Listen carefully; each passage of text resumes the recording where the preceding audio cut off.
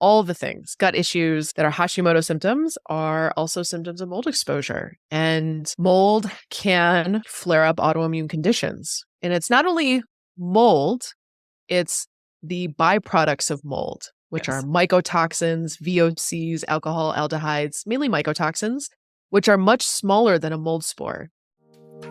Stress is the inflammation that robs us of life, energy, and happiness. Our typical solutions for gut health and hormone balance have let a lot of us down. We're over-medicated and underserved. At The Less Stressed Life, we're a community of health-savvy women exploring solutions outside of our traditional Western medicine toolbox and training to raise the bar and change our stories. Each week, our hope is that you leave our sessions inspired to learn, grow, and share these stories to raise the bar in your life and home.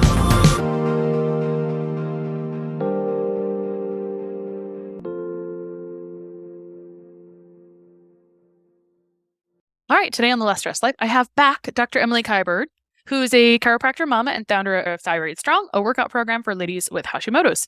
She also helps ladies with Hashimoto's get to the root causes, including mold exposure. She's been on her own mold healing journey for the last 8 years and shared the good, bad, and the overpriced, heavily sampled mold inspectors and sloppy remediators. I was just telling her that this is her Jesus work. I didn't say that. But it literally is. It's like a gap that needed to be filled. And I will often send clients who are feeling defeated in trying to figure out where mold is coming from to her profile, because I think she's doing a really good tactical job of, hey, here's what it looks like. Because remediators and inspectors, good inspectors, are a bit of a challenge. And not very long ago, I see this a lot. Had someone have an inspector come over. The inspector found nothing. Within a month, I was getting something out of the closet and there was clearly like water damage in the ceiling and mold in the ceiling. Like, how do you miss this? So that is unfortunately common. So here is Dr. Kiberd back to tell us about her most recent mold remediation story, because she's been through 5. Not my first rodeo. Not your first rodeo. And I help clients, I help them find good mold inspectors and good remediation teams. They should be separate, just FYI, those two people. And you'll call mold inspectors and they're like, what tools do you use? I have a list of questions that I have my clients ask to find a good mold inspector. And I literally have people come back to me and he says he uses a flashlight. And I'm like, anything else? And it's just mind-blowing that there are people out there that are running this business trying to help. There's so many people. Mold is so prevalent and so many people get exposed, and there's so many sick buildings and water damaged buildings that just being a high quality mold inspector, you would have so much work. Anyway. How prevalent do you think it is? Because I think about what the prevalence is in my patient population or my client population. And I would just, if I had to really be super loose about it, I would say maybe 20-25% of people in practice are affected, I would say at least. But it's hard for us because you tend to attract sometimes the conditions you're addressing. It's like, if you really look at it, it's, I think I have fungal overgrowth. Like, is it? Or is it actually mold, which is just more aggressive fungi? Yeah.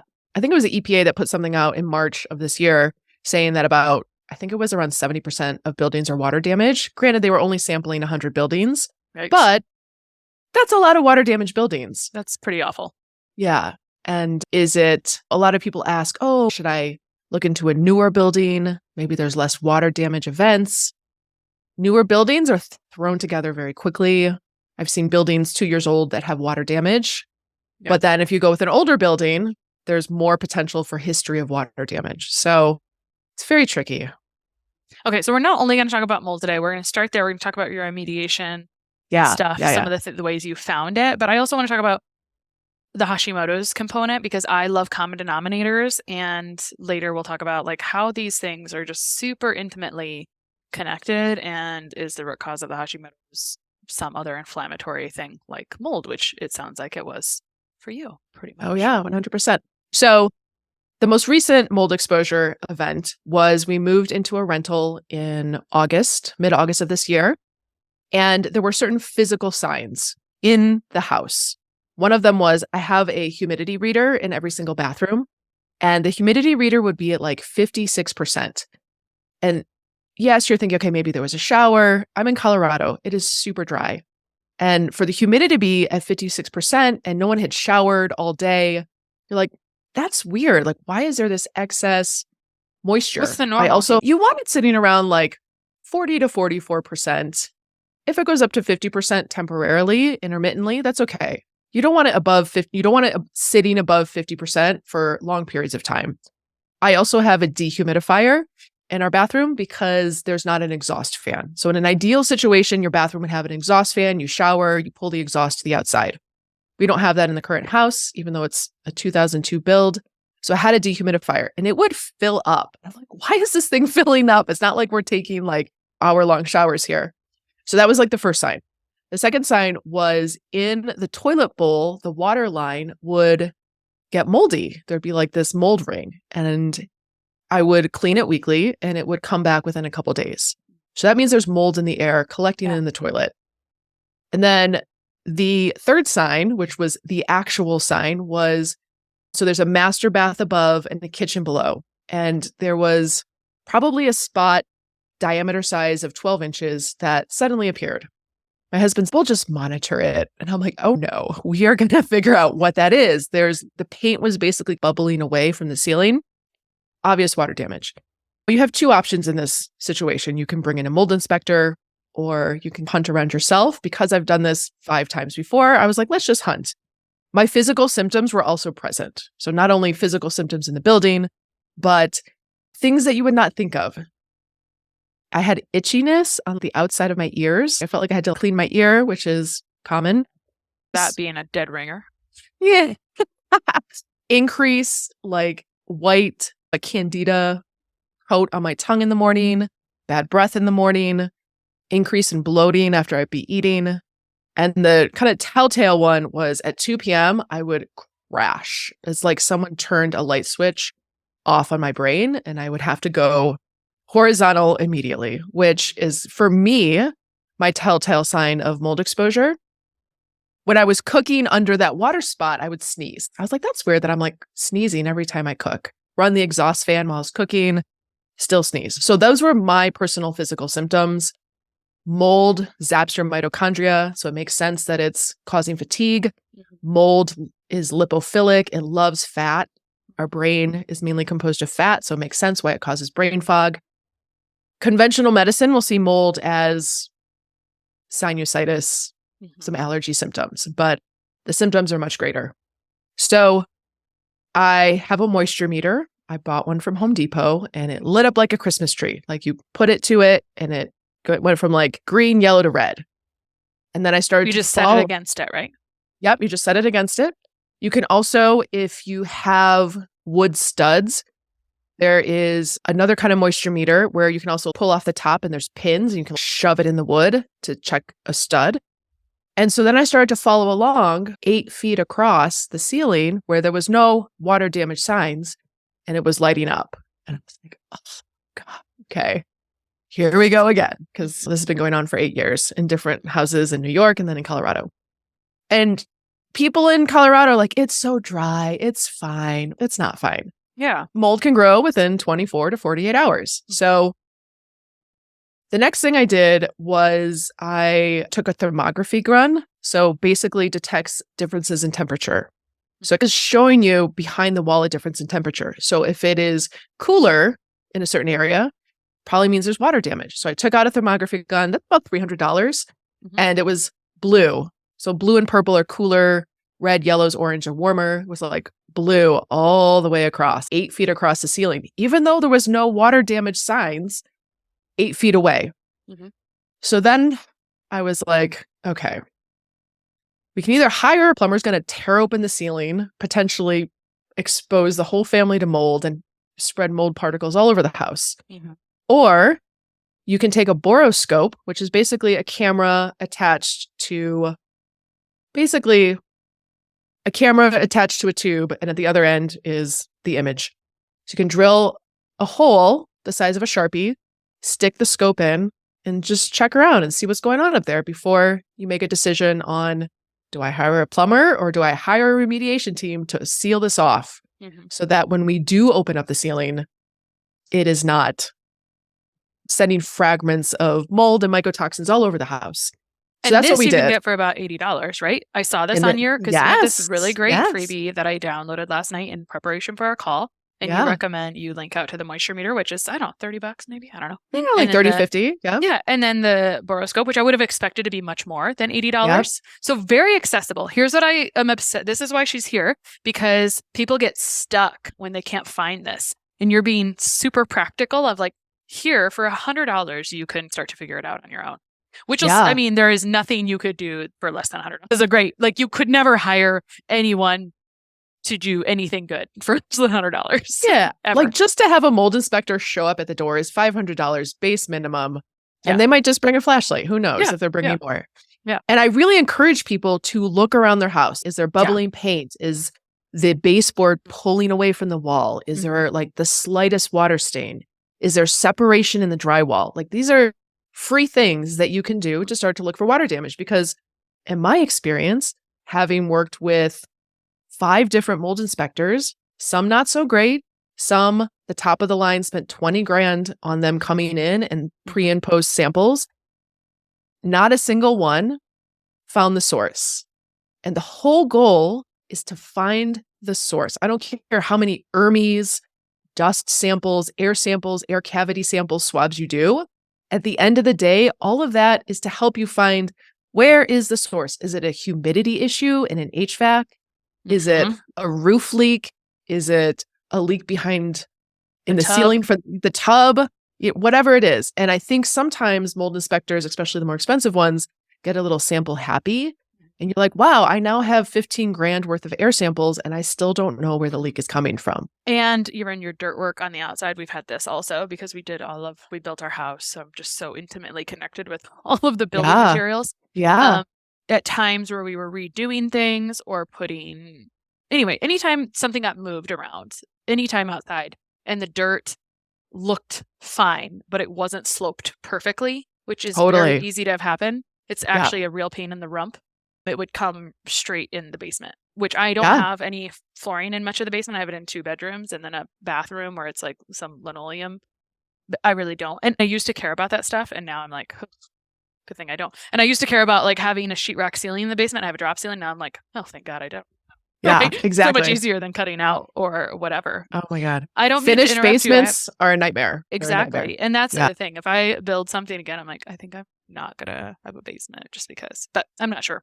Yeah. There's so much around doing a good job with the drain field, which I also was a component of. The drain field, getting all the water away from the house, monitoring anything that looks like it could be sitting against the house, especially if there's a basement. If it's not a basement, I don't know. But then also you brought up this great point, like who designed the bathroom without an exhaust fan?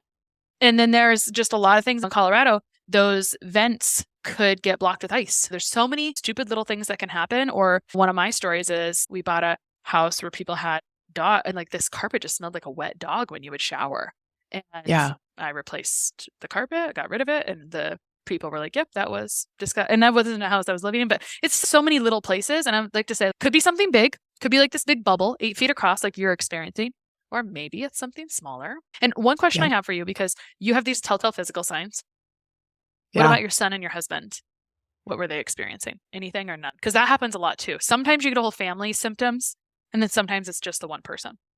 Yeah. So it presents in my son as dark circles around his eyes, a little gray shiner right under the eye and on the inside. I notice it as a mother. If you ask my husband, he'd be like, he's just being a 7-year-old, but a little bit like more ragey and aggressive. And his eczema flares up. So that's how it presents in my son. And my husband, he has sinus issues, insomnia, that he thinks is normal, but I'm like, it's mold. So it does show up in them, but it doesn't show up the same way, which is really interesting. So for me, it's like crash, fatigue, like I cannot get off the couch. And my husband's, I just have a little bit of like sinusitis all the day. Exactly. I totally understand. Going back to what you were saying about the exhaust fan, think about New York City. All those apartments ideally would exhaust to the outside, right? You're pulling the moisture out to the outside. Very few apartments in New York City. If you think about a building, if every single one had an exhaust fan to the outside, no apartments in New York City have that. They all exhaust up above the drywall. So you're literally using the exhaust fan to pull it up into the ceiling to then sit there. So I find New York to be very moldy. On top of everything has a flat roof that no one checks and probably leaks. Who thought that was a good idea? I Flat know. roofs. And all those buildings are like from the 1800s. I know. And there's this bank next door across the street from my office, and I've walked in and I was like, does anyone else smell the mold in here, or is it just me? Like, I know. with this flat roof, I don't know. I know. Anyway, okay, so here's where you were. You were on Boroscope. Go ahead. Yeah, so we're on Boroscope. And the irony is so many landlords and so many, even just people who own houses, they're like, I don't see mold. No point on this current journey did I see mold. I didn't smell mold. It didn't smell musty. There was no signs of like typical mold. So did the Boroscope.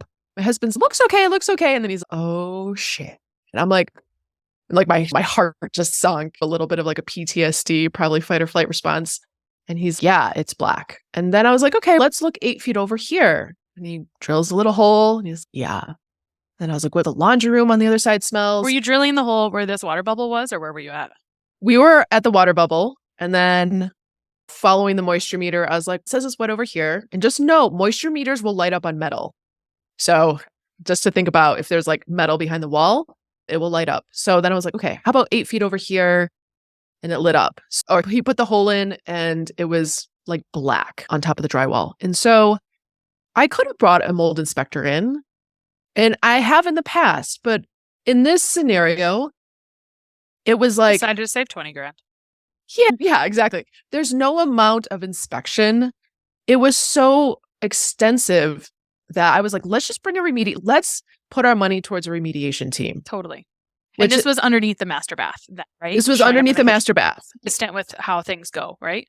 Yeah. So brought in a remediation team, $1,200 a day. It was a 14-day job. And they put plastic up. They put negative air pressure. So they're pulling out an air scrubber. So they're pulling the air to the outside, but it's getting cleaned through a HEPA filter. Okay. And they go in with hazmat suits and goggles, and they're starting to pull out the material, and they're sending photos. So we're basically living in a construction zone. But ideally, things are not getting outside of that containment. And they get to the subfloor of the bathroom above, and they pull down the subfloor, and it's black. So we know it's coming from the bathroom. We turn on all the faucets, nothing's leaking. The shower, where there's glass and then there's a little seam, the little seam, it was literally an inch, was not caulked properly. It wasn't like silicone sealed. The water was getting in, going across the glass, dropping down to where you would step into the shower. Yeah. And literally like pouring out. This sounds so easy to have happen in every other house. Yes. Spread probably 2 feet from the shower on the subfloor, spread to the toilet room next door. So they had to tear out the toilet and tile and tear the drywall out in the master and start. Ideally, you tear out the water damage material. But there's certain things you can't tear out that are structural.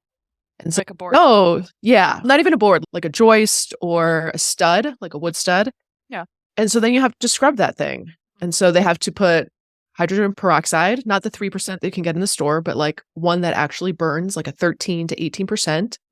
And it will bubble the mold, pull it out of the wood. And then they use a wire brush to like basically scrape it out. And then they HEPA vacuum and then they pat. And sometimes you have to do that 4 times over. And you basically are doing that until when you pat, there's no mold coming off in that like microfiber. And so if it was just pulling out the material, it probably would have been like a 3-day job. But there were so many studs that needed to get scrubbed that it was a 14-day job. And so I brought in a mold inspector post because I was like, let's test to make sure it's all gone, that nothing's coming up on an air sample or a swab. This is in Colorado, right? This is in Colorado. And I used a great company, Mold Inspection Sciences, and came back good. So it meant, hey, the remediation team did a good job. And this is why you want them separate, because there are some companies that do inspection and remediation, but you want a third party afterwards to assess the work separate from the person who did the work, right? Because hypothetical, let's say it's the same company. They do the remediation, they do a post test, and it comes back positive. Now it looks like they didn't do a good job, right? So you want those two people to be separate, your inspector and your remediator. And yeah, and then we had someone come and like recaulk, and it was not, they were still testing to see if it was leaking, and the tub was still leaking. So they had to pull more tile off and redo it. And then they just finished yesterday putting all the drywall back. And Oh, didn't you have to have a separate company come and do the construction? yeah, so that was another team. So it was probably like a 20 grand job. Oh, easily. So there's a couple issues, and I live in a pretty rural place, not Yeah. Colorado. First of all, how did you find the remediation company? For years, I've been recommending Microbalance products to my clients to help them clear mold from their homes and bodies. The creator of Microbalance is a practicing ear, nose, and throat doctor that's tested their unique formulas to kill mold but not other microbes, because he's found that over 90% of those with chronic sinus issues can have fungal or mold issues in the sinuses. I've even found small amounts of mold can cause everything from skin rashes to food sensitivities, throat clearing, and so many other symptoms. So if you'd like to try anything from Microbalance, you can get 15% off by using the code LESSSTRESSED or by downloading our free checklist of 10 easy ways to reduce mold in your home at kristabigler.com/mold. And I'll also include the code there. I love Microbalance's sinus sprays and their laundry additives to just remove smells and molds from fabrics. They really do help make things easier, whether it's trying to test your home for mold or just reduce the exposure in your everyday appliances. So you can grab that checklist at kristabigler.com/mold or use the code LESSSTRESSED at microbalance.com for 15% off your order. Yeah, so I have used Mold Inspection Sciences in the past for other houses in Colorado that we actually bought that are fully water damaged. And so it was one of the inspection teams that they had recommended. And they had recommended 3. I called all 3 and I just drilled them with questions. And I was like, playing dumb, but knowing the answers. So how do you clean? Like, how do you get mold off of something that you can't remove? If they say bleach, move on, find someone new, right? Because bleach is 3% hydrogen peroxide and mainly water. So bleach will actually feed mold on a porous surface. Other questions I asked were, do you use negative air pressure? Do you use an air scrubber? Do you create the containment with, basically there's a containment, but then they create like an extra room to take off the hazmat suit so they're not spreading it from your space from the containment. So I asked, hey, like, how do you really make sure you're not spreading mold particles? What grade hydrogen peroxide do you use? Do you use wire brushing? Some people will use dry ice blasting. And so they'll blast an area with dry ice and then it will, yeah. It's a little bit overkill and it's, I think, not as refined. I think there can still be residual mold because they're not doing the whole padding and double checking. So just those kind of questions. And also availability. So there are remediation teams I have tried to get a quote from for 6 months and have tried to have them show up. And they're like, so these guys were like, hey, we'll show up next week. I was like, great. Let me ask you some other questions that are really common. So you just put $20,000 into a house that wasn't yours. How is that working out with the landlord? The landlord covered it. Wow. Yeah. And so I think that is the blessing in this whole situation. Do you think that you approached that in a certain way to help the landlord cover it? Does that make sense? Yeah. I think a couple things. The landlord is newer to renting this house. And I think a landlord that has more experience knows that these things come up, that these are investments in their space. A lot of landlords don't want to put that money in. They'll just find a new renter. I approached it as I'm going to try and do this the most cost-effective way. So instead of bringing a mold inspector in and then remediation, we know there's mold. So let's save it for a post-inspection, post-remediation inspection.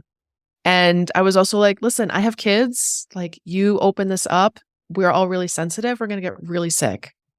And he was very empathetic and he covered the costs and he actually gave us like a discount on rent for the months that there was construction because we didn't have a kitchen that we could use. We were like cooking on an induction plate or a master bath that we could use. So I'm very grateful that he covered it, but I would say that is not the norm by any means. I know. There's another document you could add to your masterclass for opt-in. It's like how to talk to your landlord about the mold, right? And I think you're coming in with a lot of experience though too. So I don't know. I just want to bring that up. Have you experienced trying to get homeowners insurance to cover mold remediation in the past? I've heard. I have. It doesn't cover mold. It doesn't cover mold. It will cover a water damage event, but it doesn't cover mold. So I'll give you an example. We bought a house in 2020 in Colorado. And it's a 1977 house. We're going to do a little bit of work. We tore up the floors. The whole house is water damaged. And it's actually a siding defect. Basically, there's warped wood siding, insulation, plastic, and then drywall. So all the condensation's coming through, hitting the plastic, dropping onto the subfloor. And we tried to get insurance to cover it. And they're like, it's not a water damage event, a pipe burst. They would cover that, but not something where it's like a structural building event. They'd probably cover like a leaking roof, but insurance doesn't cover mold, unfortunately, in my experience. Yeah. I'm thinking about these meters and how it lights up on metal. And I wonder if we think about, we both live in a colder climate. And so I'm wondering if you put that moisture meter on kind of an external wall, if that can be skewed sometimes, probably. I would probably use a thermography gun for that, just to see a temperature difference. Yeah. We just went to Bali, super humid. We have a house there. And I brought my moisture meter and it is so humid. It lights up on everything. Like every single wall. It's just so humid. How do you feel about that? How do I feel about that? It's really moldy there. And you don't want to build, everything has a Joe Glow roof. Like the water drips off. There's no flat roofs. So don't build a house in a tropical climate with a flat roof. Yeah. Or really anywhere. And I'm not sure about this, but I wonder if some of them, so I have a client with a house in Hawaii and she was contemplating this as well, but it's almost there's like open air in some of the buildings, like where there's little bars or whatever, but they actually like the ventilation is substantial. Yeah. And so that's, I think that's maybe part of what you're looking for is ventilation opportunities, right? That things aren't sealed up so darn much. How did you learn about which tools to grab? Because it's a very cost effective. This is one of the reasons I wanted to bring you on, because so many people just get stuck on trying to figure out where it is. And I think you have just lived and you're just kind of honestly paying it forward in some aspects and then also helping people with this, which is really great. It's again, a gap. And so how did you learn about some of these tools that were really not very expensive? Yeah. So by the third mold inspector or the fourth, I just follow them around in their inspection, like literally for 5 hours and ask them questions and see what tools they pull out. And it's interesting because a lot of the sampling, for example, in ERMI, a mold inspection company, they'll charge you $500. Well, an ERMI is $240. You can buy an ERMI test and do it yourself from a company like Envirobiomics. So part of it was just going through it. And the first couple times there was like PTSD and I like could not be in the house when they did it. And then by the third, fourth time, it's like a muscle you flex. You're like, okay, I can like, my nervous system can handle this. And I would just follow them around and ask them questions and be like, oh, what model of thermography gun is that? I also really enjoy watching home inspection Instagram reels. Yeah. You will learn so much. And there's actually a woman in California who does holistic home builds. And we'll talk about the whole process from a holistic perspective, like how to check your lumber before you actually frame your house, because there can be mold on the lumber. So yeah. This is actually my like dream thing eventually. Like I think it's a fun niche. You probably have more opportunity, like you probably have a better market for it in Colorado than I do in South Dakota, but I'm like, I think holistic Airbnbs sound really nice. Yeah. Airbnbs. Yeah, for sure. Yeah. So yeah, I like watching home inspection Instagram reels when I'm not doing everything else I do. Yeah. Okay. Let's talk about how Hashimoto's and mold symptoms can overlap. And let me start with this one. I had this come up this week and to me, I'm like, oh, so someone said, I know that this person was working on mold remediation in her own home. I don't know everything about her mold remediation. I know that she was personally working on it with her spouse. And I know little about the whole remediation process, but she let me know, hey, I got my labs done and my thyroid antibodies are elevated. And I'm like, of course they are. So what do you want to say about this? Yeah. So every single symptom of Hashimoto's is a symptom of mold exposure. And then I would say the mold exposure symptom list is like 4 times as long. Yeah. So weight gain, brain fog, fatigue, hair loss, all the things, gut issues that are Hashimoto symptoms are also symptoms of mold exposure. And mold can flare up autoimmune conditions. And it's not only mold, it's the byproducts of mold, which are mycotoxins, VOCs, alcohol aldehydes, mainly mycotoxins. which are much smaller than a mold spore. And so you breathe those in and they get stuck in your lungs, goes up your nose, can really affect your brain. And that is what you test when you're testing for mold. You're testing for mycotoxins, which are byproducts of molds. So yeah, I would not recommend a personal DIY remediation, because even if you do all the things, even though I did all the things, I still felt like I had some exposure, even though there was containment and I was running air filters like all over the house 24/7 in every single room. I still was like, oh, I feel like I need to get out of the house. I have a little bit of brain fog still. I need to take some binders. And so to do it yourself, toxins can get through the skin. So I just think I wouldn't do it. If there was one thing I was going to spend my money on, it would be the remediation team to come in and do it. I know you knew about this remediation team, so I just want to ask this question again from a different Yeah. angle. There are some sources, websites that may have some decent remediators, possibly. Or how do you recommend people going about finding a remediator that doesn't? Yeah. So ICI, so ISEA, like the CI.org is a great source for remediators. Envirobiomics, which sells ERMIs and swabs, has great resources for remediators and like mold specialist doctors, as well as mold inspectors. And they also list them by state, which is nice. There are some mold inspectors that will travel all over the country. If you really, want to find a good one, and you feel like you're in an area that doesn't have a good one. Yeah, I like ICI.org. I did have a client tell me, though, recently, she did have one of those inspectors that came in and had the experience that you mentioned, which was, let me take a zillion air samples. Here it is $15,000 later. Yeah. So I think when you do your own like home assessment, and then let's say you do a urine mycotoxin test on yourself. Yeah. Certain molds really like certain building materials. Citrinin is it's a yellowish mold, is commonly found in HVAC systems. So I just had a client come back and she has like citrinin in her mycotoxin test. And so like make sure the mold inspector is looking in your HVAC. I can't tell you how many mold inspectors don't look at HVACs because you got to open it up and it's a pain, and to look in your ductwork. So I like to, this is my process, inspect your own house, use the gadgets that I recommended so that when you do bring in someone, you can guide them, because the history of your home, that 2 months ago, there was a little water spot because, the mold inspector is literally only looking at your home from the 4 to 5 hour window that they are in it. They don't know the whole history. So I like to do a little home inspection, urine mycotoxin test, see what comes up based on those mycotoxins, guide which building materials, just to really double check and make sure they're looking at. Some like more like a drywall, some molds like more of a flooring, some molds like concrete. So using that as a guide, and then just making sure the mold inspector is really thorough. Like I would follow them around.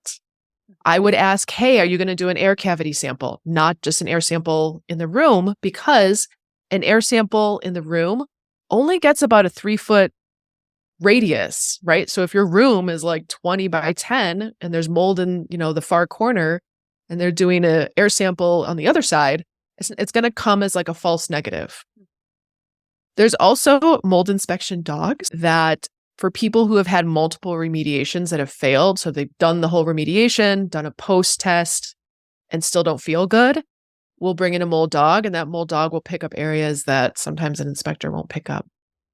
Yeah. I had not heard about a mold dog for a long time. Okay, in sheetrock, I just have this question. You talked about putting the pins for the moisture meter into wood, etc. So with sheetrock, when it gets damaged, it can then spread, and so they're supposed to take out 2 feet around the sheetrock. Can you probe the sheetrock and tell where it's growing usually? You could probe for the moisture, but I think the idea with removing 2 feet around the actual spot is that there could be itty bitty mold spores that you can't physically see. The idea is to just be extra and just remove a little bit. You're already removing. You're already going to have to put that drywall back. Might as well just do about a 2 feet from either side of where the water damage is, just in case there's mold particles that you can't see. Yeah.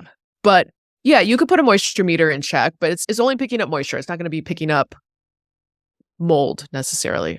Yeah.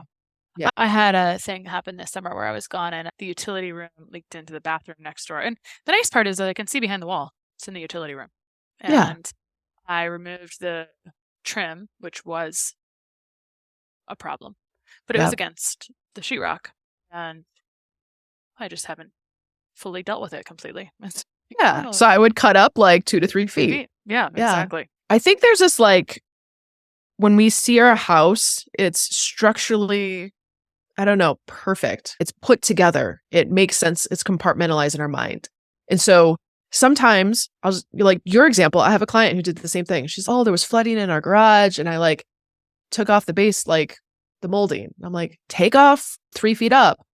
And there's this idea that our house is structurally good. I don't want to ruin it. But once you go through this process a couple times, anything can be deconstructed. Like drywall is not that expensive. Might as well take off more just in case, because your health is so much worth it. And then just put drywall back on. I felt that way when I was first. I was like, oh, the wall and cutting the hole feels so overwhelming. Now I'm just like, cut that thing out. Tiring. Right? Like this whole process, even though you knew exactly what you were doing, when did this start? And then you just wrapped it up. Yeah, it started Labor Day and it's December 5th today. Yeah, so I get it. Yeah. Okay, so what would you say to someone who's living in an environment with mold? So this person's identified that they're living in a moldy environment because of their symptoms. They don't know where it is for sure. And they just want to move out, but they're struggling to find a different place. So they're just feeling defeated with the symptoms. What's your advice to that kind of person?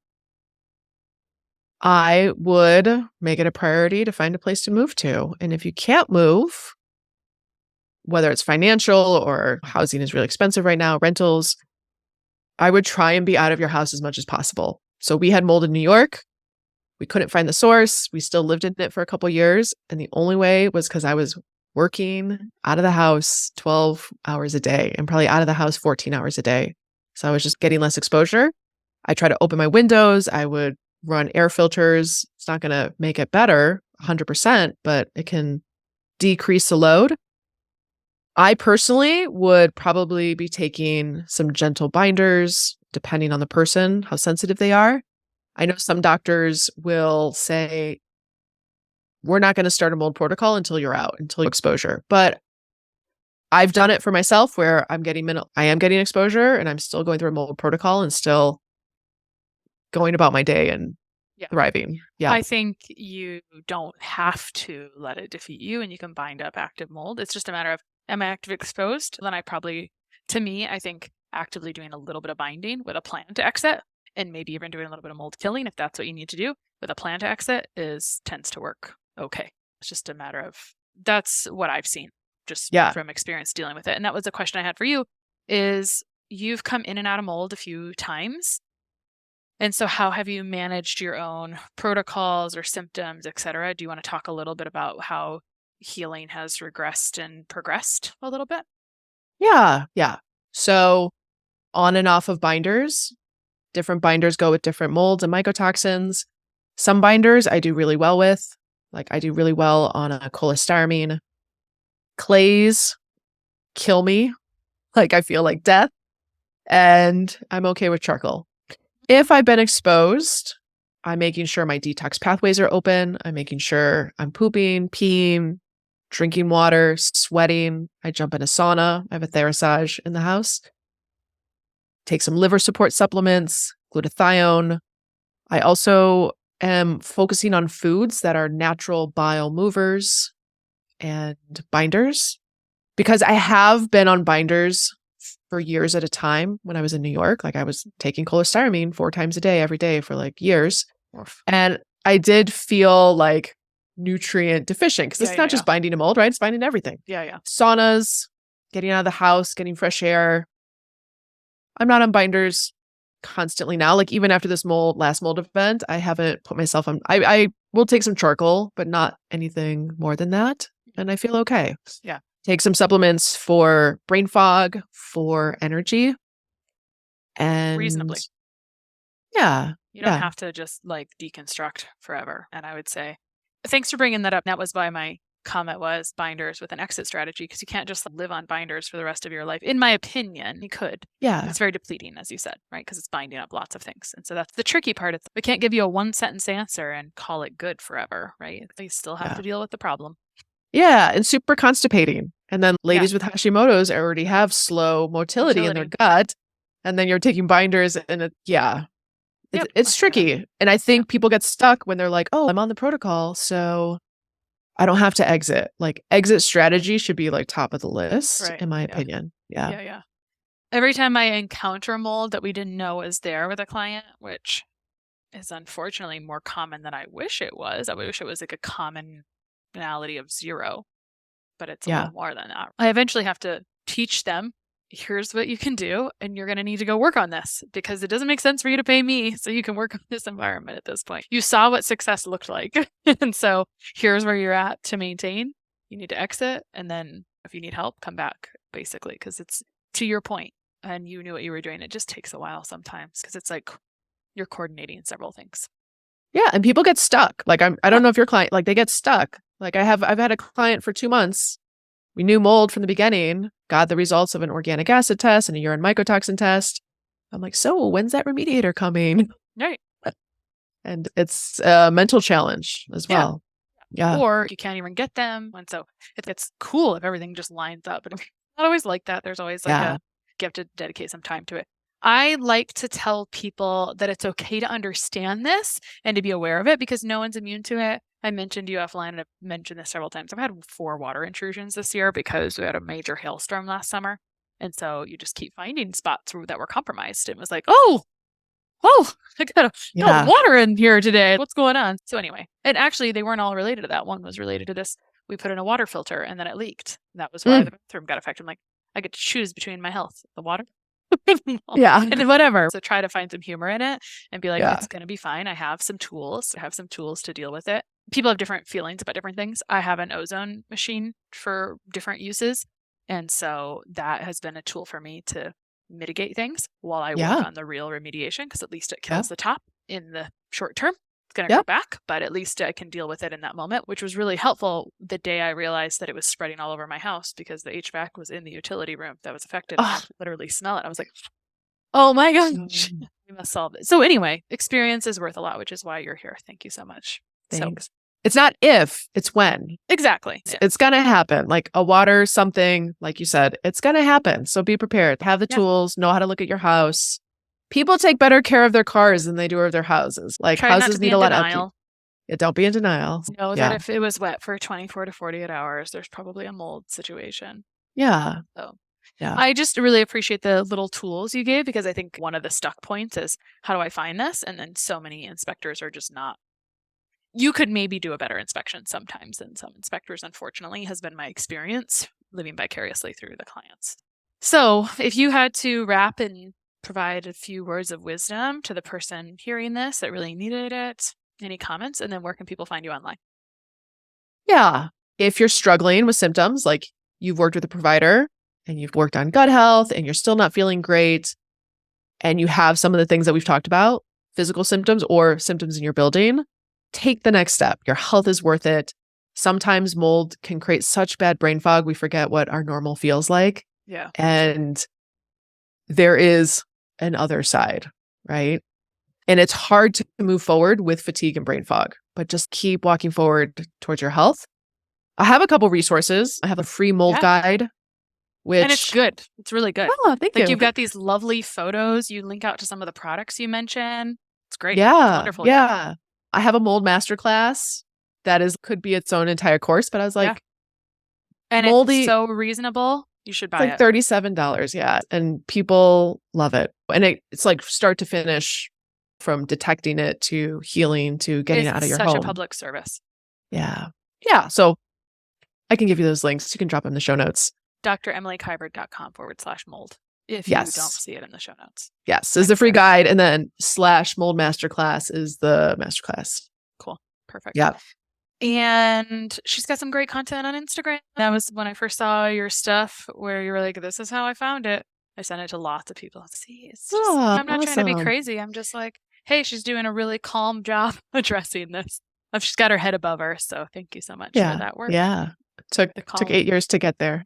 Yeah. Thank you for being so generous with your knowledge. It's really appreciated. Thanks for coming on today. Thanks for having me.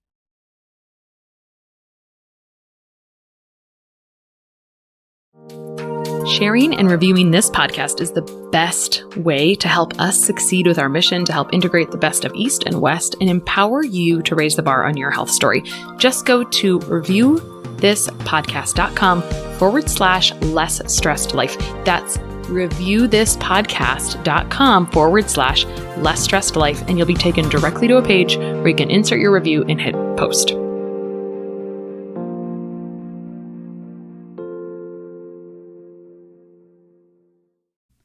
So if you'd like to try anything from Microbalance, you can get 15% off by using the code LESSSTRESSED or by downloading our free checklist of 10 easy ways to reduce mold in your home at kristabigler.com/mold.